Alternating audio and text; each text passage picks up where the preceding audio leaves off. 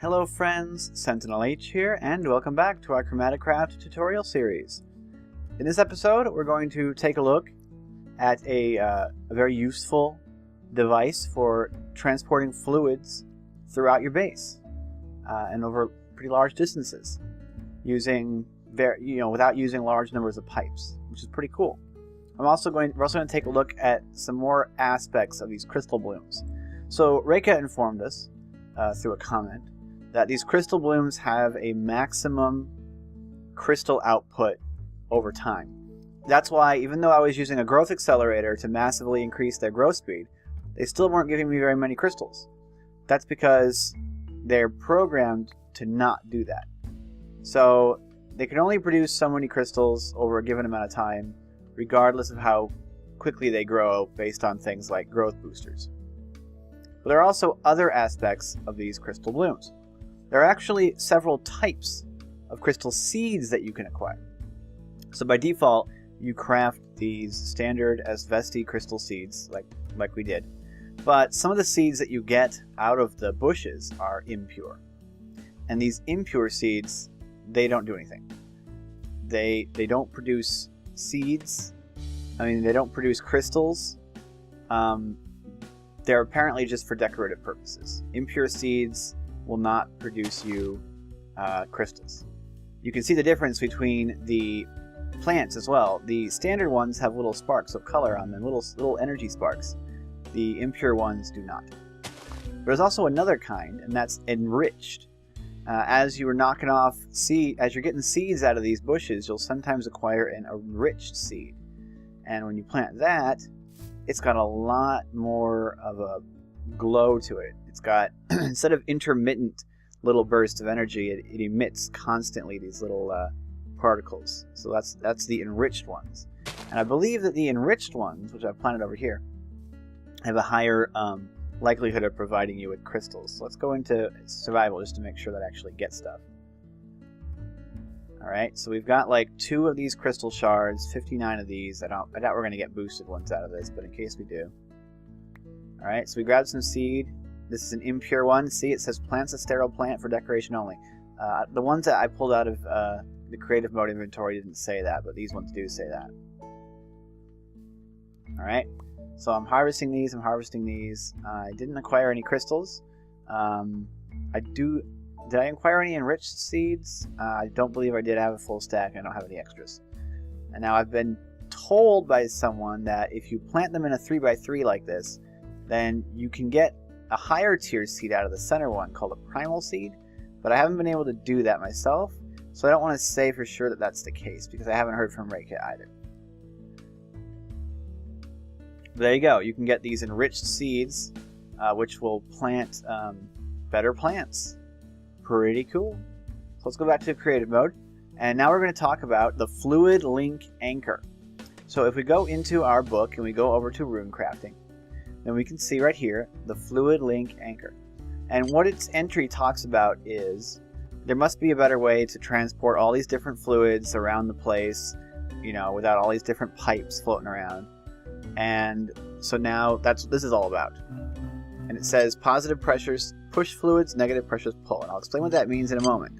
So if we take a look at its recipe, then we'll see that you need 2 iron ingots, a glass block, 2 lapis lazuli, an aura dust, and a transmissive dust. And that gives you 4 of these. Now, we talked about how to get aura dust from the aura blooms that you'll find growing around the world. But where do you get transmissive dust? Well, you also get that from a plant. And it's these over here. You can see that one right here. It's called a radiance bush. This bush gives out a powerful aura. No doubt it will be critical in constructing beacons of your own. Now, you'll find these growing on sand. So the best place to look is probably the desert. Punch it and get a bunch of transmissive dust. In this case, we got 3. So there you go. That's how you get transmissive dust. Just find some sand. See if you can find a radiance bush growing there. So now we've got our transmissive dust. We would go into our casting table, we would stick it in there, but we can't craft it yet because we have to put the proper runes in position. So if we take a look at the rune setup, you need an asvesti rune in the upper left, and you need a, Galazio? Vidali. Never mind. I have to memorize the names. A Vidali rune in the upper right. Remember, you have to face north. Don't forget to face north when you do this. At y equals 0, so the same level as the casting table. So 1, 2, 3 in the diagonal will get us to the corner blocks here. So I'll replace that with an Izvesti rune and replace this one with a Vidali rune.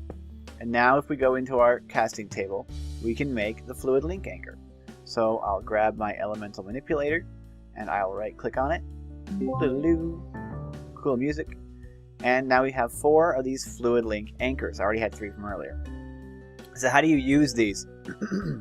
Well, what these do is they allow you to transport fluids from one inventory to the next, to another, over a very long distance through essentially a network of these fluid link anchors. You can place these just pretty much anywhere. You can place them on the undersides of blocks. You can place them on the sides of blocks. You can place them on the ground.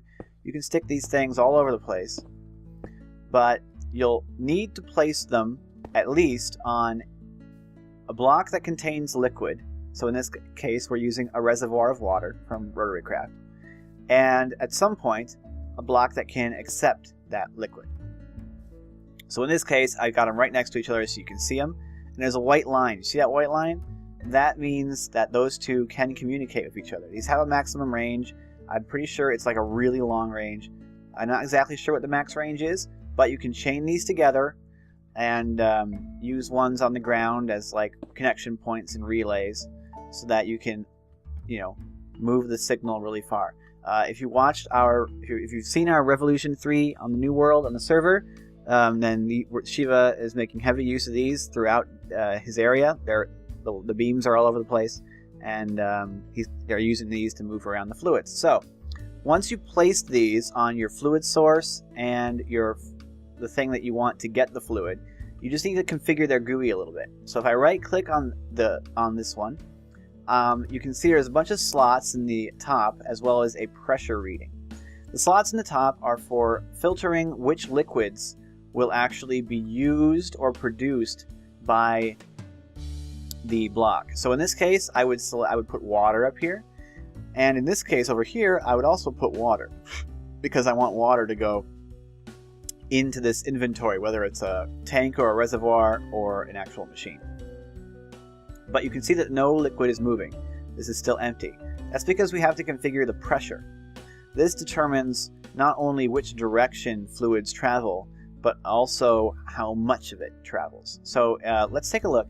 If I increase this pressure to a positive value, then that means that this anchor will try and drain the inventory it's connected to and push that fluid through the network. In this case, the network consists of only one other inventory, so it's going to push all of its fluid out until there's nowhere else for it to go in the network, and then it's going to stop. All right? So I'm pushing the fluid out when I use a positive pressure. So basically, if this inventory is going to be doing nothing but supplying the liquid, if this is going to be supplying liquid, I can use this to push it out. If it's going to go to multiple locations, I can just push it and it'll go there. And you'll notice I didn't have to set a pressure on this one. The pressure was able to sit at 0. Because this was positive pressure, it pushed it even into the inventories that are set to 0. If that's something that you don't want, then you might not want to use positive pressure. Now, if I set this to a negative pressure, it's going to try and pull fluid from elsewhere in the network into itself. So even though that pressure over there is 0, it's pulling the fluid out of it and putting it back in here because it wants liquid. When the pressure is negative, it means that it wants that fluid and it wants to pull it out of the rest of the network. Okay? Now, let's make this network a little bit more complex. Let's go ahead and place down another reservoir. I'm going to put it like over here. And then we'll stick a fluid link anchor on the side of that. So now you can see that these are all able to connect to each other. They're all able to communicate. And they're all essentially part of the same network. So now let's take a look at what happens. We'll set all of these to 0. Let's take a look at what happens when 2 other ones have differing negative pressures. So I'm gonna go ahead and I'll set this pressure to negative, because as long as this one is negative, it doesn't matter what I set these ones to. No fluid is going to come out of this because it's set to negative, right? So we'll set this one to like negative 10, and then we'll set this one to something crazy, like a high number, like negative 100. So what do you think is going to happen when I set this to 0? We'll take a look. So when I set this to 0, the fluid flows between these reservoirs.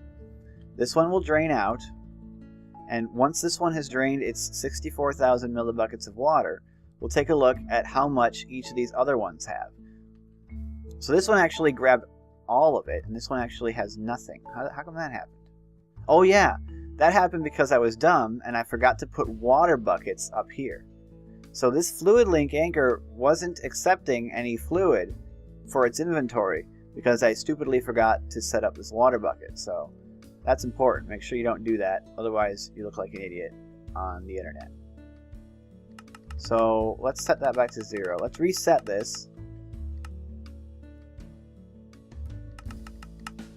And then we'll see what happens.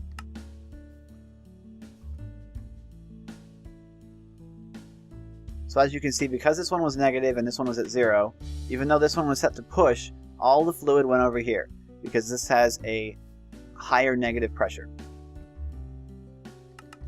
So let's go ahead and we'll go back and set this to negative 10, and we'll set this one to negative 100, and then we'll set this one to 0. And we'll see what happens. So it drains very quickly because there's multiple places for it to go. And if we look over here, this one has about 18,000 millibuckets of water, and this one has about 45. So because this one had a much higher negative pressure, it pulled a lot more of that liquid out. So if you've got a system set up, if you've got a base where you have multiple machines that all need the same liquid, whether it's water or lava or fuel, and you've got one machine that needs more of it than another one, you can give it a higher pressure, a negative pressure, so that it will attempt to pull more than the other ones. At least that's what appears to happen here. So we got 45,000 to 18,000. Now, of course, if you're constantly producing fluid at a higher rate than what's being consumed, eventually these will all fill up anyway. But if it's important to you to make sure that your machine that needs more of that liquid than another one gets the lion's share, go ahead and set a higher pressure. Well, a higher negative pressure. Now these fluid link anchors can go for a long distance. If I come over here and they can, as long as they have a view, like as long as they can see each other, like if I place one right here, it'll still connect. See, it's connected over there, and it's connected over there.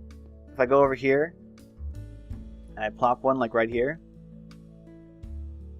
we'll see if a beam comes over. The beam comes over. See, now it's connected over here. And so if I take a reservoir way over here and I plop one on here and I tell it that it wants water and I set this pressure to a negative value, and then I go over here, this one's at 0, and I set this one at 0, and I go ahead and I set this one at 0, that liquid, it's going to travel through the network and it's going to come all the way over here. So you can see that you can use these over a large distance. Now, the best thing about the fluid link system is actually that it handles multiple liquids at the same time. So let's go ahead and grab a bucket of lava, and then I will grab a reservoir of lava. And we're going to we're going to go ahead and break that, and we're going to make this a lava reservoir. Oops. I forgot that would happen. It's going to set all the things on fire because it's hot. And then this one will give the water. So we'll do water over here. So we have water here, and we have water here. I'm going to come over here, break this, and place an empty reservoir here. Oh, no, an empty one, not a full one. Come on, do what I say. Put it there, and we're going to make this a lava one. So now we have 2 lava ones and 2 water ones, and they're all connected into the same fluid network. If I go ahead and I set this at negative, and then I go over here and I set this at negative. Oh, come on. I'm setting the forest on fire.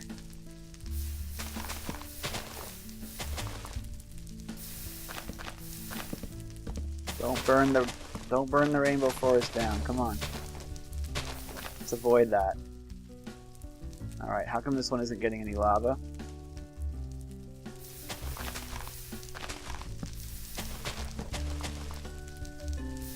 As long as these don't spread to other trees, I'm fine. Alright, we're not going to burn the whole forest down. Like an idiot. Alright, let's take a look. So that the water transferred. Because I stupidly forgot to put this here as well.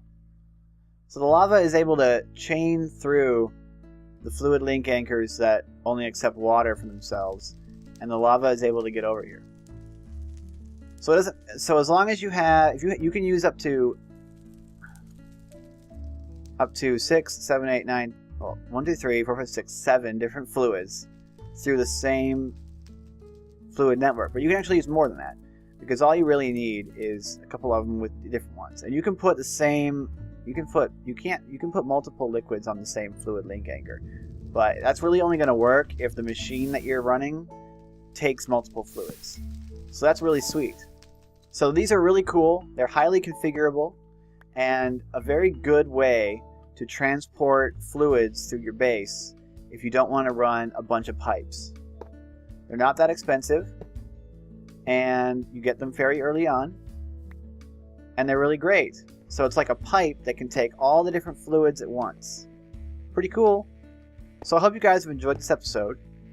Like and comment the video down below if you did enjoy it. You can join our Discord if you're interested, especially if you want to ask us questions about this mod.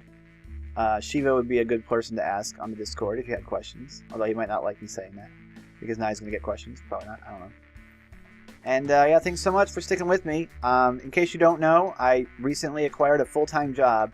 So I'm probably going to be having to adjust the upload schedule. So if you start seeing fewer videos per week from me, if I start missing a lot of days, that's why. It's because I have a job now, and that's got to come first, because that's what's paying the bills.